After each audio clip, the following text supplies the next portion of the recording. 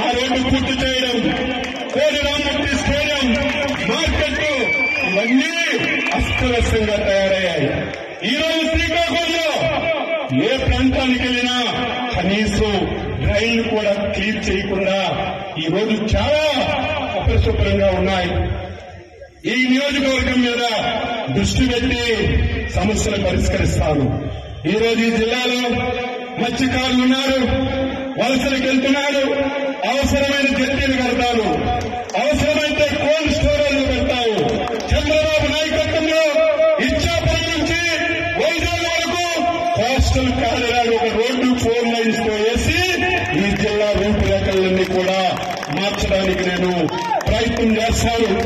కార్యకర్తలు అధైర్యపడద్దు, ఎవరైనా భయపడద్దు. నాకు 24 గంటల సమయం ఉంది, కానీ 18 గంటలు ఈ జిల్లా గురించి, కార్యకర్తల గురించి పనిచేస్తాను. మీరెప్పుడు వచ్చినా, ఏ సమయంలో వచ్చినా, ఏ పని చెప్పినా చేసి పెడతాను. 5 సంవత్సరాలు అవస్థలు పడ్డారు, 5 సంవత్సరాలు అవమానాలు పడ్డారు.